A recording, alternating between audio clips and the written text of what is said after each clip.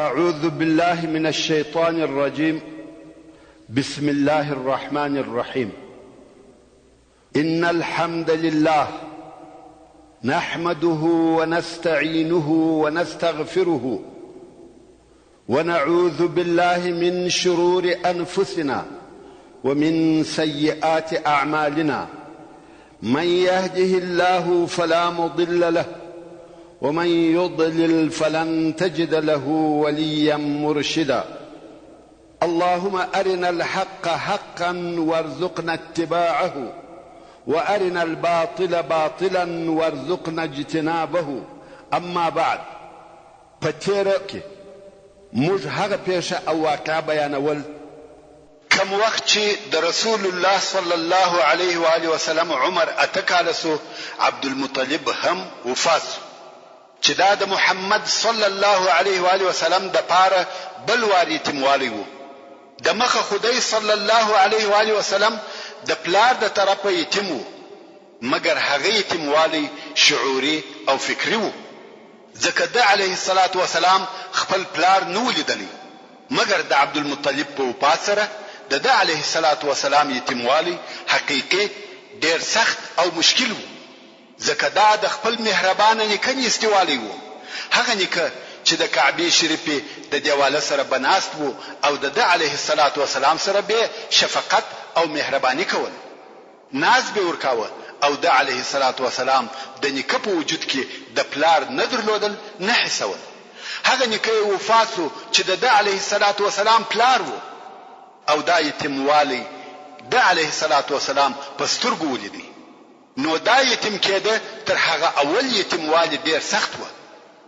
عبد المطلب د مرګ په وخت کې وصیت وکړي چې د محمد صلی الله علیه و آله وسلم روزنه دي ابو طالب کوي، او دا یې هم ورته ویل چې د روزنې لپاره به ډیره توجه کوي.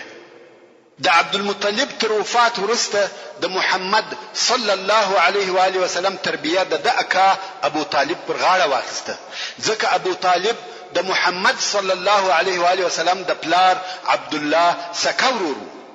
د ابو طالب او عبد الله پلار خو یو او عبد المطلب وو، مګر مور یې هم یو و، چې اوس نو ابو طالب د رسول الله صلی الله علیه و آله وسلم دریم تربیه کوونکی سو.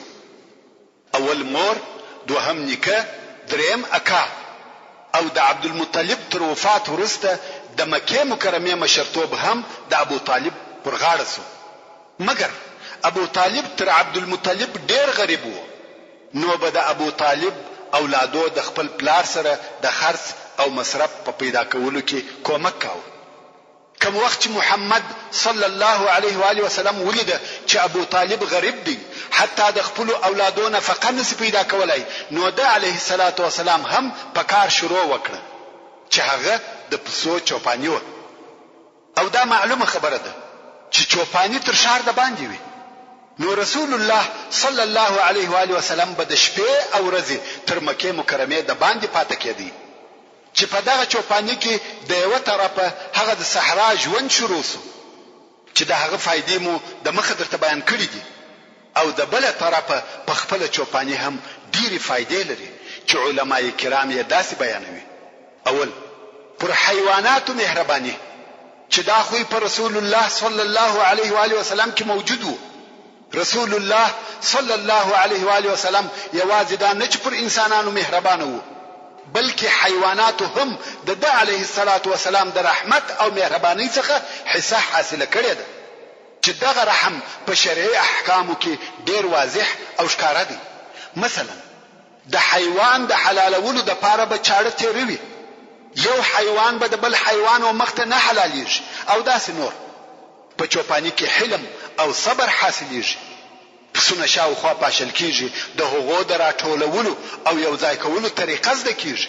پسونه باید د دشمن څخه وساتل سي، چې دا ټوله د امت د یو ځای کولو او ساتلو د پاره تجربه وي. او رسول الله صلی الله علیه و آله وسلم دا هم زده کړه چې خپل مصرف په خپل لاس پیدا کړي. تر اوسه خو اعتماد د مور یعنی کپر نفقه وو، خو اوس یې د خپل لاس په کار کولو او مصرف پیدا کولو شروع وکړه. نو د علیه الصلاة والسلام د اتکلنۍ څخه په چوپانی شروع وکړ او تر هغه دا کار کاوه چې عمر یې تقریبا 21 کلو ته ورسېدی. البته په مابین کې د څه مودې لپاره به پاتې شوی وي. او دغه چوپانی د علیه الصلاۃ والسلام د عمر ډېره موده په بر کې ونیول. رسول الله صلی الله علیه و آله وسلم فرمایي: ما من نبی الا ورع الغنم، یعنی داسې نبی نسته چې د پسو چوپانی نه وی کړي. نو دا وظیفه ټول انبیاو علیهم السلام پر ځای کړی ده. علماء کرام د چوپانی په پایدو کې یو هم دا بیانوي او وایي کم نفر چې په دشت کې د پسو په پیولو مشغول وي نو دوی تنها وي او تنهایی سړی و چرت او فکر ته پریږدي. نو په اسمانو، ستورو، لمر او سپوږمۍ کې فکر وهي، د برابر نظام او الهي قدرتو ته ګوري چې دغه افکار د انسان د روح د صفایي او پاکوالي سبب ګرځي. مګر کم کسان چې په شارو کې اوسېږي هغه په تګ او راتګ مشغول وي، دا ولاړی هغه راغلی، نوی خبرې او حوادث اوري، فکر یې ګډ وډ وي. انسان د الله عز وجل په قدرتو کې و فکر وهلو ته نه فارغ کیږي. نو دا هم د دشت او صحرا فائدہ و چې رسول الله صلی الله علیه و آله وسلم یې و فکر کولو ته فارغ کړي. په دغه وخت کې چې رسول الله صلی الله علیه و آله وسلم په چوپانی مشغول وو، ابو طالب د تجارت په کار اخته و. کوم وخت چې د رسول الله صلی الله علیه و آله وسلم عمر 12 کلو ته ورسېدی، په دغه وخت کې ابو طالب قصد درلودي چې شام ته په تجارت لاړ شي. قافله تیار شوه، خو کوم وخت چې ابو طالب د تلو اراده وکړه، رسول الله صلی الله علیه و آله وسلم ورته ټینګ شو چې ما هم در سره بوز. ابو طالب نه غوښته چې محمد علیه الصلاۃ والسلام یې په دغه سفر کې ملګری وي.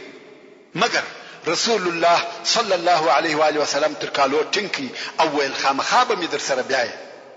څنګه چې محمد صلی الله علیه و آله وسلم پر ابو طالب ډیر ګران وو، نو آخر راضی سو او رسول الله صلی الله علیه و آله وسلم یې د ځان ملګری کړ. دا نو تر مکه مکرمه د باندې او شام ته د رسول الله صلی الله علیه و آله وسلم اول سفر وو. او په دغه وخت کې د رسول الله صلی الله علیه و آله وسلم عمر 12 کالو. خیر، قافله حرکت وکړي. کوم وخت چې د شام او حدود ته ورسېده نو قافله نږدې و یو دیر یا صومعه ته واړول. دیر یا صومعه د نصاراو د عبادت وځای ته ویل کیږي او د دوی راهب هلته په کلو ناست وي، نه راوځي. خواړه او اوبه هلته ورته پراته وي او راهب په عبادت مشغول وي. د قریشو تجارتي قافله به همیشه پر دغه لار د دغه صومعه سره تیرېده، خو نه به قریش دغه صومعه ته ورتله او نه به هغه راهبان ورته راوتل. خو نن چې قافله نږدې و دغه صومعه ته واړول، د دغه صومعه د راهبانو مشر چې بحیرا ورته ویل کېده د مخه تر صومعه د باندې ولاړ وو او د لری څخه و قافله ته کتل. خو ډېر عجب او نادر کارونه په دغه قافله کې ولیده. ویل چې د قافله پر سر اوریاز ورسره رهیده. نو بحیرا په تعجب کې سو او پوسو چې په دې قافله کې یو سر او راز سته. خو کوم وخت چې قافله نږدې و صومعه ته واړول، بحیرا و خپل ملګرو ته وویل چې نن خواړه ډېر پاخه کړي او یو نفر یې قافله ته هم ورولېږي چې ورسه او ورته وایي تاسو نن زموږ مېلمانه یاست او په قافله کې به څوک نه پرېږدي، ټول راسي. د قافله خلکو هم دا دعوت قبول کړي او ټول ورغله. یوازې محمد صلی الله علیه و آله وسلم یې د قافله سره پرېښاوه چې د قافله د سامانو ساتنه وکړي. اوس نو د قافله ټول نفر ناس دي، خواړه راغله او په خوراک یې شروع وکړه. بحیرا ورته ګوري او د قافله یو نفر تر نظر باسي. خو په دې خلکو کې کم داسې شی نه ولیدي چې هغه دی عجب او د دې وړ وي چې اوریاز دې پر سر ورسره ولاړ شي. د نصاراو علماو ته دا ور معلومه و چې د نبی الاخر زمان د راتګ وخت او زمانه رانږدې دي. نو ځکه دوی په علامو او اشارو پسې ګرځېدل. خو بحیرا په دې خلکو کې د توجه وړ هیڅ شی ونه لیدي. نو یې پوښتنه ځینې وکړه چې تاسو ټول راغلاست؟ څوک مو نه دي پرېښي؟ دوی ویل هو ټول راغلو، خو فقط یو کوچنی مو د قافلې سره پرې ایښی دی چې زموږ د سامانو ساتنه کوي. د قافلې د خلکو څخه یو نفر وویل والله موږ بد خلک یو، موږ راغلو خواړه خورو او یتیم مو پرېښاوه. نو یو نفر یې ولېږي چې ورسه محمد صلی الله علیه و آله وسلم هم راوله. نفر ولاړی او محمد علیه الصلاة والسلام یې د ځان سره راوستی. خو بحیرا چې په اول وار ولیدي پوه سو چې په دې حالت کې غیر طبیعي شی شته، نو ورته ګوري او فکر پکښې وهي. محمد صلی الله علیه و آله وسلم کښېنستی او خواړه خوري، بحیرا یې مخ ته ناستی او ورته ګوري. بیا نو بحیرا د محمد صلی الله علیه و آله وسلم څخه په پوښتنو شروع وکړه او ویل ستا د پلات او عزا سره قسم وي. ورونو لات او عزا د مشرکانو دوه بوتان وو او دا قسم هم د مشرکانو وو. که څه هم بحیرا ولات او عزا ته عقیده نه درلوده، خو د لیدل چې دغه قوم یو د بل سره پلات او عزا قسم ورکوي، نو بحیرا هم د دوی پر قسم پلات او عزا سره محمد صلی الله علیه و آله وسلم ته قسم ورکي او ورته وایي ستا د پلات او عزا سره قسم وي. رسول الله صلی الله علیه و آله وسلم ورته وویل پلات او عزا سره قسم مرا کوه، قسم په الله چې ما هیڅ کله د هغو عبادت نه دی کړی او د هیڅ شي څخه مې دونه بد نه راځي لکه د لات او عزا څخه. ورونو دا دې تاسو ته معلومه وي چې رسول الله صلی الله علیه و آله وسلم د ژوند د شروع څخه هیڅ کله د بد عبادت نه دی کړی. که څه هم د علیه الصلاة والسلام قوم او کورنۍ ټول بت پرستان و، خو د صلی الله علیه و آله وسلم هیڅ کله نه بت ته سجده کړې ده او نه بت مشرف بللی دی چې دا د الله جل جلاله د طرف څخه ساتنه و. هو یو نفر ممکن د خپل کورنۍ په لارښوونه یا د سالم تربیه په سبب د ځینو بدو کارو څخه بیزاره وي، مګر د رسول الله صلی الله علیه و آله وسلم د بوتانو څخه نفرت او لريوالي د خپل کورنۍ د تربیه په سبب نه، بلکې دا د الله جل جلاله د طرف څخه ساتنه و. نو راهب ورته ویل شه ستا دې په الله سره قسم وي چې حق او حقیقت به راته وایه. رسول الله صلی الله علیه و آله وسلم ویل هو په الله سره قسم راک. نو بحیرا راهب په پوښتنو شروع وکړ، څه فکر وهې، په خوب کې څه شي وینې، څنګه حالات درته پیښیږي، داسې ډېرې پوښتنې ځینې وکړې او رسول الله صلی الله علیه و آله وسلم جوابونه ورته وایي. بحیرا خو عالم وو او په آسماني کتابو کې د آخري نبی علامې موجودې وې او بحیرا هغه ټول علامې په محمد صلی الله علیه و آله وسلم کې ولیدې.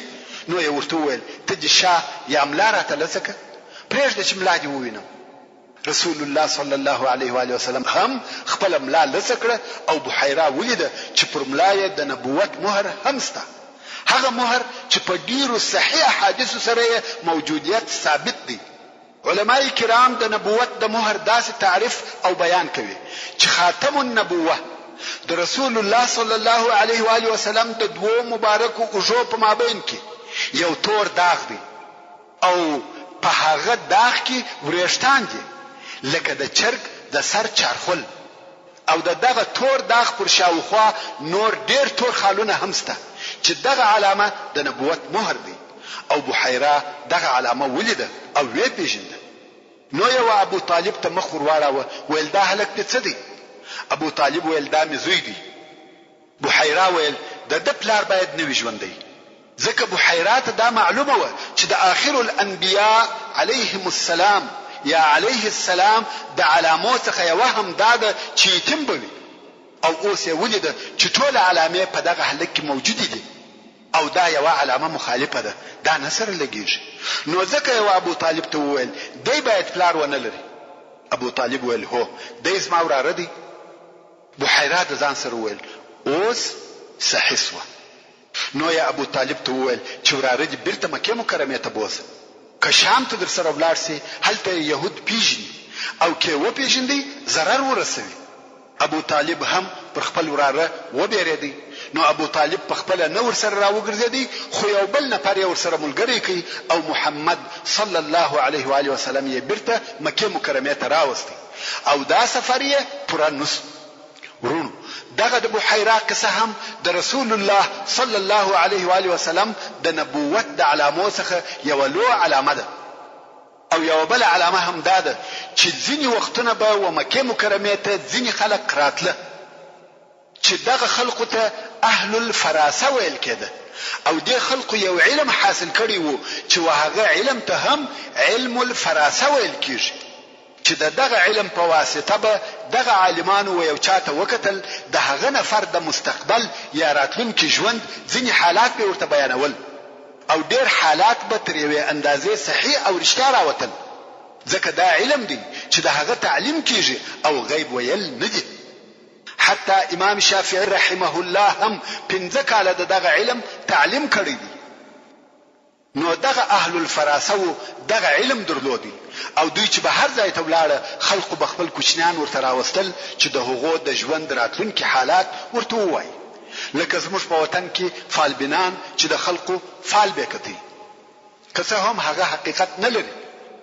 نو دغه اهل الفراسه څخه یو نفر یو وخت و مکه مکرمه ته راغلی او خلقو خپل کوچنیان ورته راوستل چې د ژوند راتلونکي حالات یې ورته ووایي په دې جمله کې ابو طالب هم خپل وراره محمد صلی الله علیه و آله وسلم ورته راوستی او دا واقعه هم هغه د شام تر سفر ورسته و نو محمد علیه الصلاة والسلام یې ورته راوستی او د کوچنیانو په قطار کې د دم مخ ته کښېناوه دغه د علم الفراسه عالم تر اوسه د کوچنیانو په لیدلو او کتلو شروع نه ده کړې خو محمد صلی الله علیه و آله وسلم ته ډېر په ځیر او دقت سره ګوري او دغه کتل هم غیر عادي او غیر طبيعي و مخته ګوري لوړ ورته ګوري کښته ورته ګوري دا کتل ډېر شدید او حیرانونکی و حتی چې ابو طالب دغه کتلو څخه وبېرېدی بیا نو سړی د یو طرف څخه د هلوکانو په کتلو شروع وکړ په خپل کار مشغول شو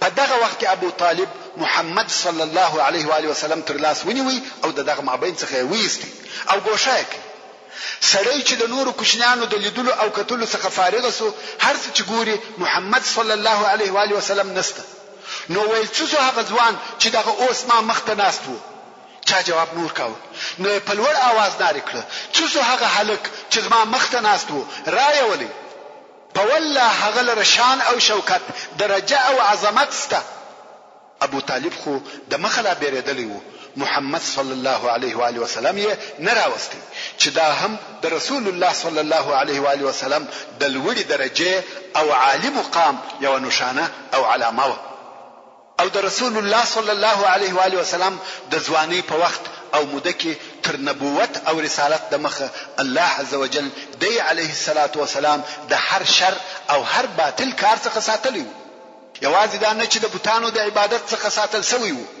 بلکې د هر هغه عادي او کوچني شیانو څخه چې فقط یو اخلاقی خدشه پکښ و د هغو څخه هم رب عزوجل ساتلی وو هغه شیان چې په اهل مکه کې هیڅ عیب نه بلل کېده او د ژوند عادي کارونه و بیا هم الله عزوجل رسول الله صلی الله علیه و آله وسلم د هغه څخه ساتلی وو چې د هغې جملې څخه رسول الله صلی الله علیه و آله وسلم هیڅ د فسق او فجور ځای ته نه دی حاضر شوی د رقص او غنا موسیقي او عیاشي و مجلس ته هیڅ کله نه دی ورغلی یو وخت رسول الله صلی الله علیه و آله وسلم او د چوپانی ملګری تر مکه مکرمه د باندې پسونه پیول نو د علیه الصلاة والسلام د واده ساز او आवाज د لری څخه واورېده او په ټول عمر یې دغه محفل نو لیدلی نو یو هغه خپل ملګری ته وویل ما تر اوسه واده نه دی لیدلی نن شپه ته ما پسونه ګوره او زه به ولاړسم چې دغه واده ووینم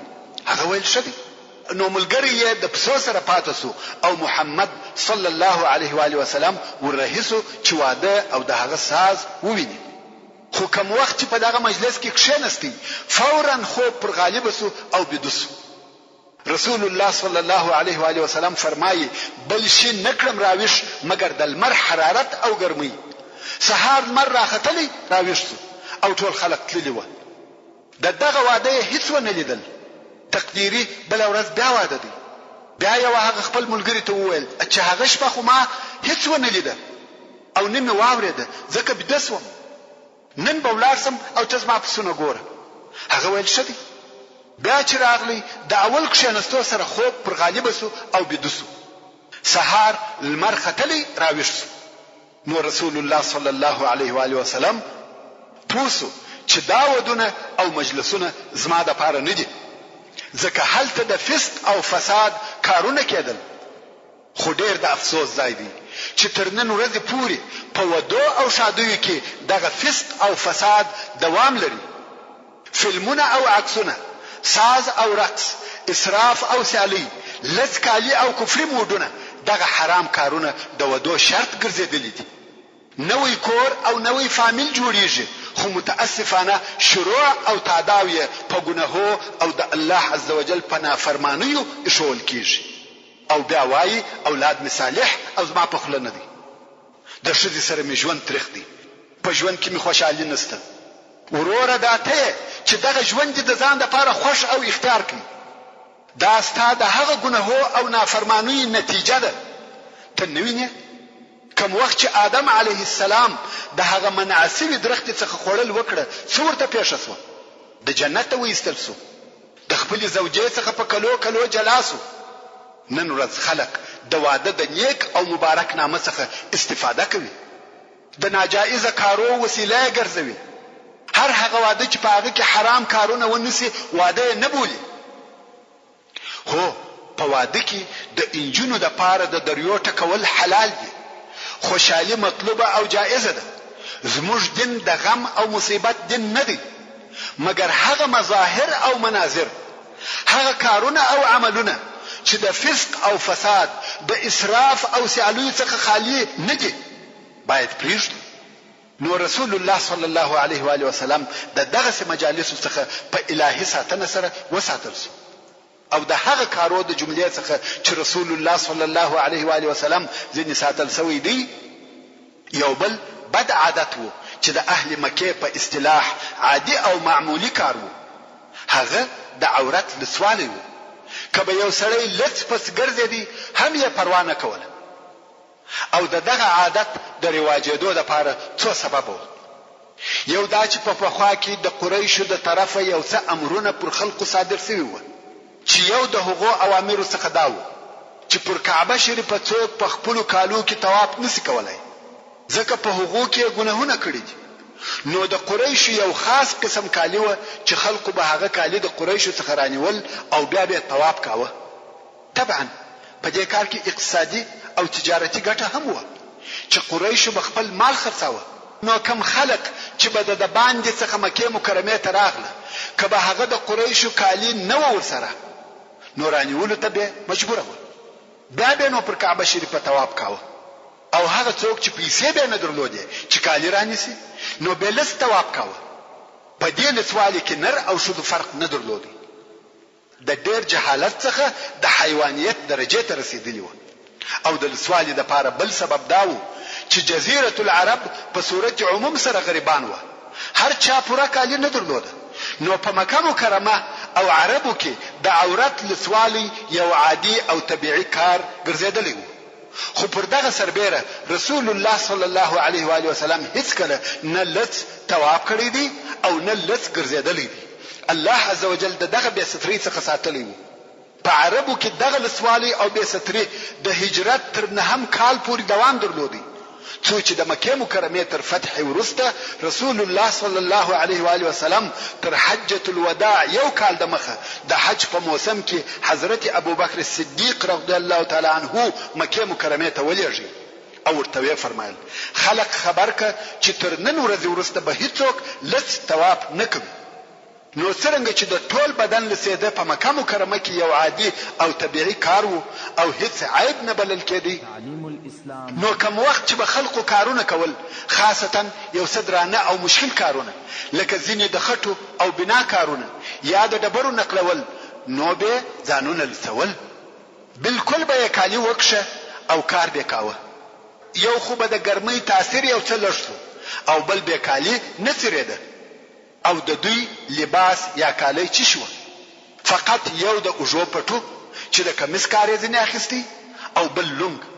نو یو ورځ رسول الله صلی الله علیه و آله وسلم د خپل ملګرو سره کار کاوه او د یو ځای څخه و بل ځای ته ډبرې نقلولې. ویل کېږي چې دغه کار د کعبه شریفې د بنا او جوړولو کار و او د کار ملګرو یې ټول ځانونه لسکړي و، ځکه دوی کالی لږ درلوده نو کم وخت چې به ډبرې نقلولې لونګ به خلاص کی او هغه به پر اوژه کښېښاوه او ډبره به پر هغه لونګ کښېښول نو اوژه به د زخمی کېدو څخه وساتل شو. رسول الله صلی الله علیه و آله وسلم هم دغه خپل ملګرو سره ډبرې نقلولې خو هغه ډبره به پر لسه اوژه ایښول ځکه ځان یې نو لس کړی. په دغه وخت کې د رسول الله صلی الله علیه و آله وسلم د اکاګانو څخه یو اکا ورته وویل ای وراره که دغه لونګ خلاص کې او پر اوژه کښېږدې د دغه ډبرو د آزار څخه به دې وساتي. کوم وخت چې رسول الله صلی الله علیه و آله وسلم د لونګ د خلاصېدو اراده وکړه یو دم بهوشي پر راغله او سترګې و اسمان ته شخې پاتې شوې نو کار او د لونګ خلاصېدو دواړه پاتې شو. د الله جل جلاله په ساتنه پټ او مستور پاتې شو.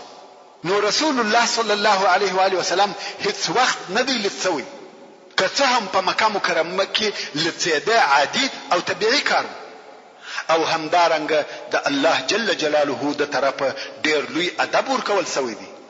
کوم وخت چې رسول الله صلی الله علیه و آله وسلم کوچنی او د ابو طالب په کور کې وو څنګه چې ابو طالب ډېر غریب او عیالدار وو نو کوم وخت چې په خواړه راوړل شو خواړه به لږ او خورونکي به ډېر و. د ابو طالب لس اولاده و نو به څه پېښېده معلومه خبره ده چې پر خورو به چور او حمله شوي خو رسول الله صلی الله علیه و آله وسلم دغه نور هلکانو پر ډول پر ډوډۍ چور نه جوړاو او حمله نه وهله په انتظار بناستو. کوم وخت چې به د ابو طالب عیال او اولاده د ډوډۍ خورلو څخه فارغ شو نو به محمد صلی الله علیه و آله وسلم وکتل کبه کم شی پاتې وو هغه به وخوري او کبه نو پاتې دغه سی وږي به ګرځېدي او داسې ډېر پېښېده چې څو ورځې به وږي ګرځېدي ځکه د هغو څخه اصلا شی نه پاتې کېدی. نو رسول الله صلی الله علیه و آله وسلم دغه خپل شو اخلاق په سبب که څه هم وږي به وو خو د نورو هلکانو پر ډول به پر ډوډۍ چور او حمله نه جوړوي. څو یو ورځ ابو طالب په خپل ودې حالت ته متوجه سو چې دغه نور هلکان خواړه ځنی خلاصوي او محمد صلی الله علیه و آله وسلم ته شی نه پاتې کیږي نو یې خپل کورنۍ امر کړ چې محمد صلی الله علیه و آله وسلم ته خواړه جلا ورکوي ځکه دی علیه الصلاۃ والسلام د نورو هلکانو پر قسم پر ډوډۍ تلوار نه کوي او وږي پاتې کیږي چې دا کار د رسول الله صلی الله علیه و آله وسلم د ادب څخه او د رسول الله صلی الله علیه و آله وسلم د اخلاق څخه یو هم صدق او رښتیا ویل و. په ټول عمر یې هیڅ د درواغو او مخالفه خبر نه ده کړې که څه هم د کوچنیوالي او وړکتوب په حالت کې وو. دا هم هغه ادب دی چې د الله جل جلاله د طرفه ورکول شوی و. کوم وخت چې د رسول الله صلی الله علیه و آله وسلم عمر 15 یا په بل روایت شلو کلو ته ورسېدی د فجار جنگ پیښ شو او رسول الله صلی الله علیه و آله وسلم په هغه جنگ کې ګډون او اشتراک وکړ. د جنگ فجار یا حرب الفجار بیان خو مخکې درته کړی دی چې حرب الفجار وهغه جنگ ته ویل کیږي کوم چې په حرامو میاشتو کې پیښ شي او حرامي میاشتې څلور دي رجب چې دا یوازې میاشت او نور درې میاشتې چې سره پسې دي ذوالقعده ذوالحجه او محرم دي. په دغه څلورو میاشتو کې د ابراهیم علیه السلام په دین کې جنگ شروع کول او تجاوز کول حرام او ناروا و خو د خپل ځان څخه دفاع جائزه او روا و. نو څنګه چې د حوازن قبيله په دغه میاشتو کې پر قریش حمله وکړه نو قریش ته دا جائزه و چې د ځان دفاع وکړي. نو په دغه جنگ کې چې حرب الفجار ورته ویل کیږي رسول الله صلی الله علیه و آله وسلم د خپل کورنۍ او اکاګانو په ملګرتیا د مکه مکرمه څخه دفاع کول او رسول الله صلی الله علیه و آله وسلم فرمایي كنت انبلو لاعمامي في يوم الفجار یعنی ما خپل اکاګانو ته د فجار په ورځ غش ورکول او څوک وایي د فجار په ورځ د خپل اکاګانو څخه غش ګرځول او هغه جنگ کاوه. څنګه چې دا جنگ د ډیر مودې د پاره وو نو په دغه جنگ کې رسول الله صلی الله علیه و آله وسلم د جنگ کولو طریقه هم زده کړه ځکه جنگ ولیدي او اشتراک یا ګډون هم پکې کې وکړي. همدارنګ رسول الله صلی الله علیه و آله وسلم فحلف الفضول کې ګډون او اشتراک کړی دی. حلف الفضول یعنی د مظلوم د حقوقو د اخیستلو د پاره قسم د حلف الفضول جوړېده هم یو قصه لري. هغه دا چې د اهل یمن څخه یو نفر د تجارت لپاره یو څه مال و مکه مکرمه ته راوړی او دغه مال یې پر عاص ابن وائل په پور خرڅ کړ. عاص ابن وائل د مشهور صحابي عمرو ابن العاص رضی الله تعالی عنه پلار دی او عاص ابن وائل د مکه مکرمه او د قریشو د سردارانو څخه دی. نو عاص چې دغه یمنی څخه مال د پور پر قسم واخیستی او پیسې نکړې ور، اوس چې د یمنی د تګ وخت راغلی نو عاص ته ورغلی چې زما پیسې راک، غواړم چې خپل وطن ته ولاړ شم. مګر عاص ابن وائل د نن سبا وعده ورکوي او معتله کوي. څو د یمنی صبر و پای ته ورسېدی نو د اخر وار د پاره و عاص ته ورغلی ویل پیسې مې راکوي کیا؟ عاص ویل یا ورځه هر څه چې په واسه پوروي هغه وک. موږ مخکې ویلی و چې هلته د زنګله قانون و، هر زورور به کمزوري خوړي. اوس هم عاص ظلم کوي. یمنی مسافر او بیچاره دی، نه قوم سته نه قبیله، څوک نه لري چې د کومک وکړي. اوس نو په حیرت کې دی چې څه وکړي. بالاخره وهغه دارالندوه ته ورغلی کوم چې د قریشو د ټولونو ځای و. هلته قریش سره راټول و او یمنی په شعر او بیتو سره د ظلم څخه شکایت شروع کړ، خاصتا د قریشو د ظلم څخه. او ویل که تاسو پر دغه ظلم خله پټه کړئ نو تاسو هم د ملګری یاست او په الله سره قسم چې په ټولو عربو کې بس تاسو نوم دربد کوم. دلته نو د قریشو نور مشران د دې کار څخه ناراضه او ناخوښه شو، ځکه دوی د مکه مکرمه او قریشو مشران دي او د عربو سرداران دي، او که د دوی د ظلم څخه خلک شکایت وکړي دا د دوی لپاره شرم او پیغور دی او د دوی نوم بدیږي. نو د قریشو څخه څو نفر سره یو ځای شو او پر دې عهد او قسم وکړي چې د هر مظلوم کومک وکړو او د ظالم څخه به حق ور اخلو، که څه هم دا ظالم هر څوک وي. او دا کار په اوله کې درو نفر شروع کړي چې د هر یو نوم فضل وو. نو ځکه دغه قسم ته حلف الفضول ویل کیږي او څوک بیا وایي چې دغه قسم ته په دې سبب سره حلف الفضول ویل کیږي چې فضول په عربي کې حقوق ته وایي. نو حلف الفضول یعنی د حقوقو د اخیستلو لپاره قسم، د مظلوم او د هغه د حقوقو د دفاع لپاره قسم. نو دغه درو نفرو په الله سره قسم یاد کړي، هر مظلوم چې په مکه مکرمه کې وي که د اهل مکه څخه وي یا د بل ځای وي د هغه دفاع وکړو او د ظالم څخه به حق ور اخلو، که څه هم دا دفاع زموږ په وینو او مرګ سره وي. خو د مظلوم حق به د تورې په زور ورته راګرځو او بیا یې اهل مکه سره یو ځای کړ. ویل څوک زموږ سره په دې قسم کې ملګری کیږي؟ د مکه مکرمه ډېر خلک د دوی سره په دغه قسم کې ملګری او یو ځای شو چې د هغو څخه یو هم محمد مصطفی صلی الله علیه و آله وسلم. البته دا قصه د رسول الله صلی الله علیه و آله وسلم تر بعثت د مخه. بیا نو دغه نفر ټول سره یو ځای شو، توري او اسلحه راواخسته، د عاص ابن وائل وکور ته ورغله او عاص ته وویل چې موږ د مظلوم سره پر کومک قسم کړی دی، نو دغه سړي حق ورکړه، کې نو ورکوي وژنو دي.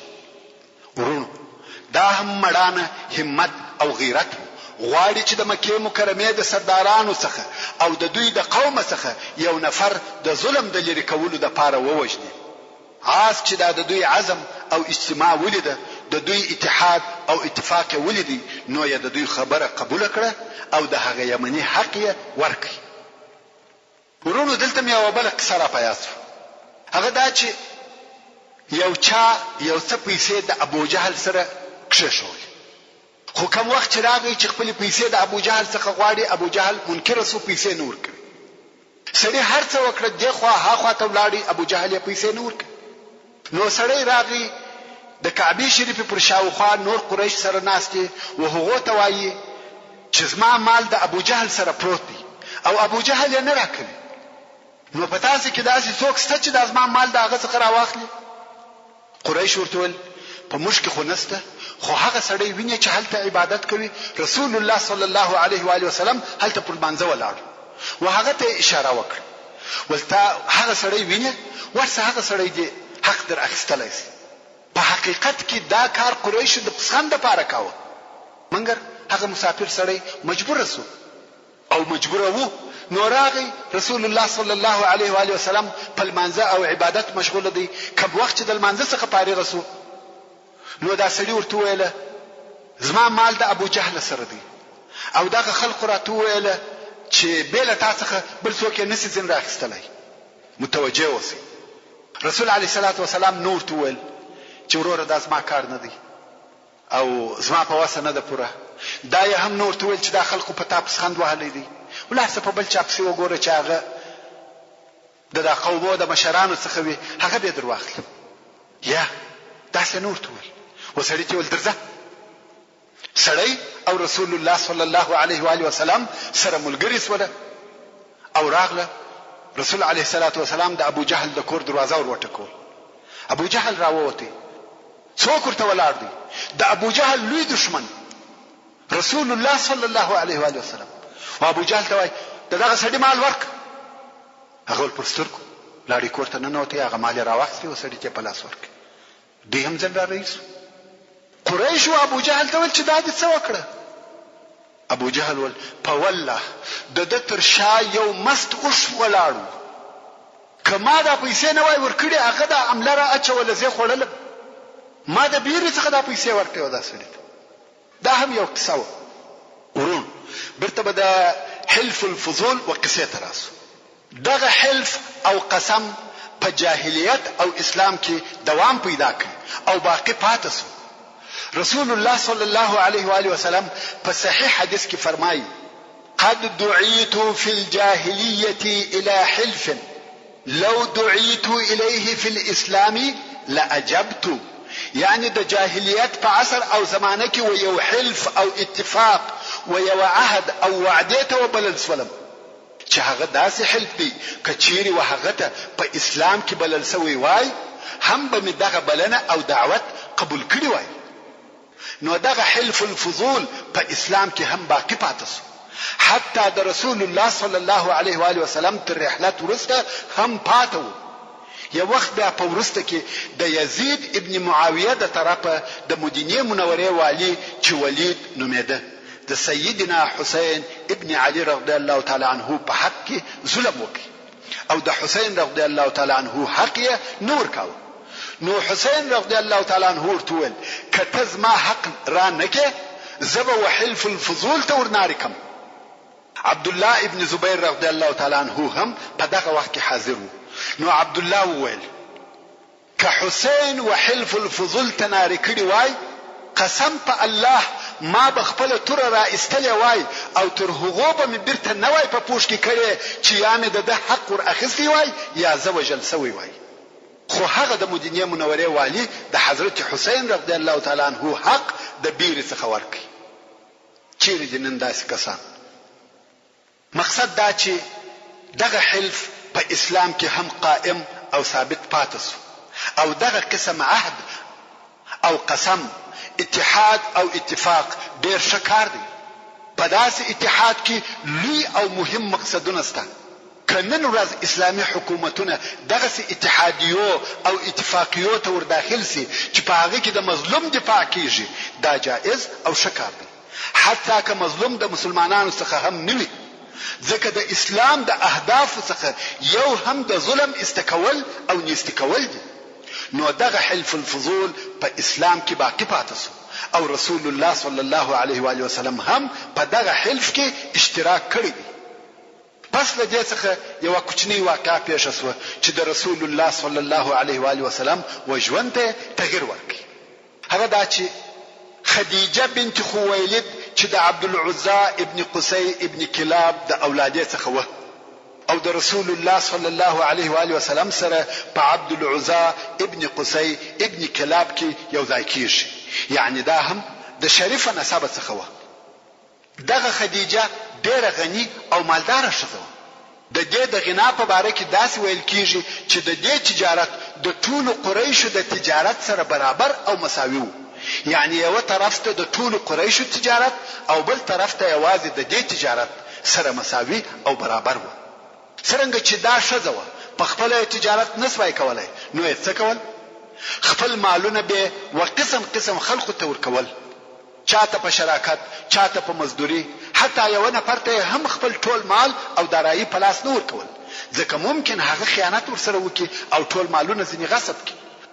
نو یو مختلفو خلقو ته یو څه مالونه ورکول، او څرنګه چې دا ښځه وه د بازار د قیمتو معلومات هم نه ورته کېدی، امکان یې درلودی چې خلق درواغ ورته ووایي او پیسې ځنې وخوري.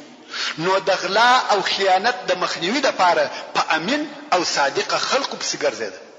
کوم وخت چې د محمد صلی الله علیه و آله وسلم د صدق او امانت تعریف او توصیف د هر چا څخه اوریدي او په عین حال کې د دې قریب هم وو، نو یې د محمد صلی الله علیه و آله وسلم څخه وغوښته چې د دې د تجارت یو څه مالونه شام ته یوسي، او رسول الله صلی الله علیه و آله وسلم هم موافق شو. نو قافله جوړه شو او مالونه یې بار کړ. میسره چې د خدیجه مریی وو، هغه هم په دې سفر کې د رسول الله صلی الله علیه و آله وسلم ملګری کی چې په لار کې د محمد علیه الصلاة والسلام خدمت وکړي. اوس نو محمد صلی الله علیه و آله وسلم د میسره په ملګرتیا و شام ته په دغه کوچنی قافله کې رهیسو. په لار کې میسره د محمد صلی الله علیه و آله وسلم څخه عجیب او غیر عادي کارونه ولیدل. اول ادب او اخلاق. میسره اصلا مریی دی او د خلقو عادت داو چې د مریانو سره به سخته او امرانه گزاره کول، خو رسول الله صلی الله علیه و آله وسلم ودته د یو ملګری په سترګه ګوري، د ادب او مهرباني گزاره ور سره کوي. نو میسره ډیر په تعجب کې پاتې وو چې دا څنګه اخلاق دي. تر دې وروسته نور شیان هم ولیدل. هغه دا چې دوی پر لارې رهیوي، پر دوی لمر نیوي بلکې پر سر یې اوریځ وي، او په لار کې بیا وهغه صومعه ته نږدې واړول کوم چې د مخه هغه بحیره پکښې وو. خدا ور بحیره وفات شوی وو او بل راهب د بحیره پر ځای درېدلی وو. کوم وخت چې دغه بل راهب دا کوچنی قافله ولیده چې فقط 2 نفر ورسره دي، په تعجب کې سو. خیر قافله واړول. محمد صلی الله علیه و آله وسلم لاړی هلته ګوشه د قافلې څخه لري یو درخت و، تر هغې درخت لاندې کښېنستی او راهب ورته ګوري چې د درخت شاخونه راکږیږي او پر رسول الله صلی الله علیه و آله وسلم سایه جوړوي. نو راهب و میسره ته ورغلی او د هغه څخه پوښتنه کوي چې دا نفر څوک دی. میسره ویل دا محمد ابن عبد الله دی. راهب د محمد صلی الله علیه و آله وسلم د نسب پوښتنه وکړه او نور پوښتنې وکړه. میسره جوابونه ورته وایي. اخر میسره ورته ویل سړی ستاسو مقصد دی؟ راهب ویل دغه درخت چې محمد صلی الله علیه و آله وسلم تر لاندې ناست دی او د قافلې څخه هم لري ده، دغه اوس تر دغه درخت لاندې هیڅوک نه دی ناست بل نبی، یعنی دغه نفر نبی دی، علامه یې ټوله د نبوت دی. میسره نور هم په تعجب کې سو چې نبی او نبوت څه معنا. خیر دوی شام ته ورسېده او میسره هم هلته نور هم د علیه الصلاة والسلام د اخلاق په باره کې عجب شیان ولیدل. د خلق سره ادب او احترام، په بیع او شراء کې رښتیا ویل او امانت، رحم پر غریبانو، د خلق سره خوش طبعی، غریبانو ته د صلی الله علیه و آله وسلم ورکړه او عطا، او خلق هم د معاملې خرید او فروش د پاره و د علیه الصلاة والسلام ته رجوع کول. او بل د قریشو د تجارو دا عادت وو چې خپل مالونه به خرڅ کړه نو براره هیڅ. خو رسول الله صلی الله علیه و آله وسلم داسې ونه کړه. هغه خپل ورسره مالونه چې خرڅ کړه په پیسو یې د هغه ځای څخه نور مالونه رانیول او مکه مکرمه ته راوړل.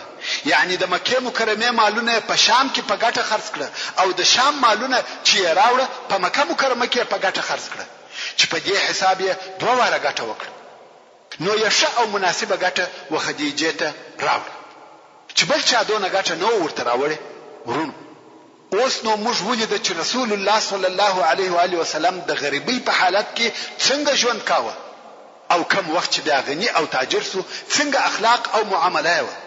د مشرانو او سردارانو سره هم ژوند وکړي، په جنگ هم توسو ځکه د علیه الصلاة والسلام په خپل اشتراک پکښ وکړي. او اوس مو بیا ولیدل چې په تجارت کې څنګه معامله و. ټول هغه شیان چې د خلقو په ژوند پورې تعلق لري د هغو ټولو دوره او تجربه پر تیر شو. کوم وخت چې خدیجه رضی الله عنها د ګټه او پوهې صداقت او امانت ولیده ډېر خوشاله شو. بیا نو خدیجه رضی الله عنها د میسره څخه د محمد صلی الله علیه و آله وسلم د اخلاق او معاملې پوښتنه وکړه او میسره هم د اوریځ څخه رانیولې. بیا د راهب خبري او د علیه الصلاة والسلام اخلاق، رحم، شفقت، عقل او په کاروبار پوهېدل ټول یو ورته بیان کړه. خدیجه رضی الله عنها هم د علیه الصلاة والسلام د اخلاق او صداقت، د کار او امانت څخه ډېر راضي و. او په دغه وخت کې د محمد صلی الله علیه و آله وسلم عمر 25 کاله و او د خدیجه رضی الله عنها عمر 40 کاله و او کونډه هم و. خدیجه رضی الله عنها تر دغه وخت 2 واره واده کړی او 2 واره خاوند وفات شوی. نو څنګه چې د رسول الله صلی الله علیه و آله وسلم اخلاق او ادب، امانت او صداقت ډېر خوښ شو، نو یې اراده وکړه چې د علیه الصلاة والسلام سره واده وکړي. محترم ورونو، زموږ د بحث پاتې حسابه ان شاء الله تعالی پراتونکي کې واوري. سبحان ربك رب العزة عما يصفون وسلام على المرسلين والحمد لله رب العالمين.